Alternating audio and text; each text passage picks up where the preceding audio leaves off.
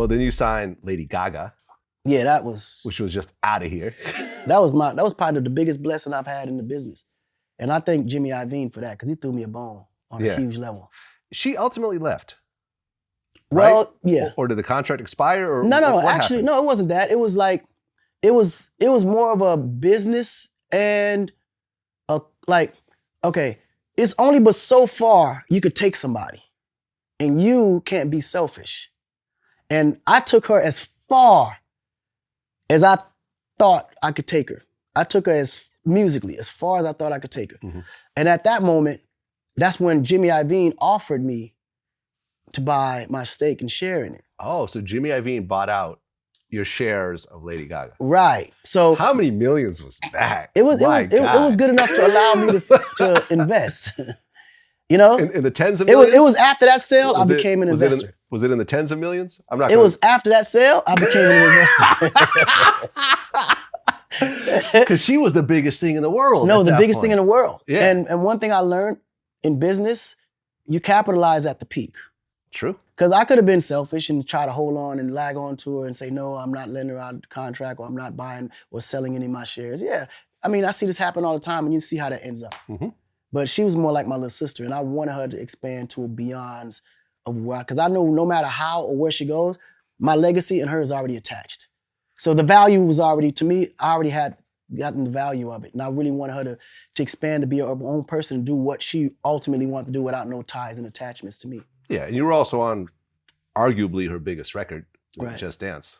Right. Which is what introduced her to the world on top of that. You so know, yeah. The first two albums me and Red One did, which are the two biggest albums. Yeah, crazy. And she ended up doing the NFL halftime show eventually. Man. And just became an icon. I mean, she became literally the biggest artist in the world. She did. Right. She did.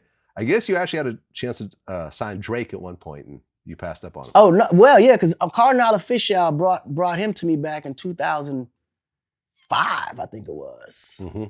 Right, or was it 4? It was right before the Best I Ever Had blew up.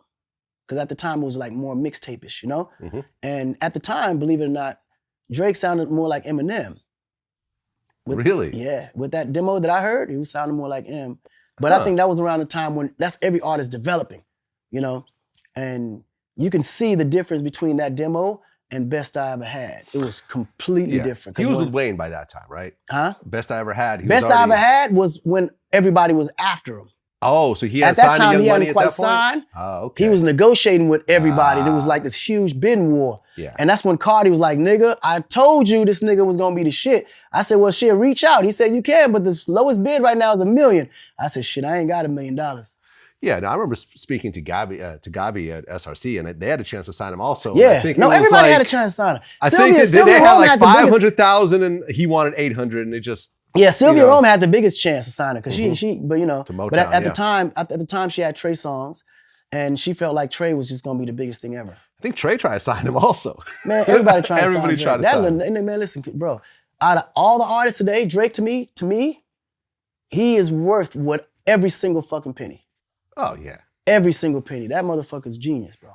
Oh yeah, he's breaking Beatles. Yeah, he's a fucking runs. He's in terms of the number of hits. Revolutionary. And so what he's doing. doing. Oh yeah, right. And he's still at his height. Right. He still hasn't fallen off. No, you know why? Because he's pivoting. He's not sticking to that one pocket. Oh yeah. And that's the only way to do it. The moment you stop and get stuck in that one pocket, had he just stayed completely urban, forget it. Oh yeah, no. I remember when I talked to Kamaya and we talked about the record that she did with YG and Drake. Right. And she was like, oh, Drake was already tapped in with me. YG takes that record. You're already on the hook. Mm-hmm. I had a verse in the hook already. Okay. Yeah. But he took just the hook. Yeah. He did his own verse. Yeah. Then he added Drake, of all people, who even at that time was the biggest thing in music. Mm-hmm. How did you find out about that record and what was your reaction? That was because of me anyways. Nobody know that. Like Drake was already tapped in. Really? Yeah. So I was already talking to Drake before that even happened.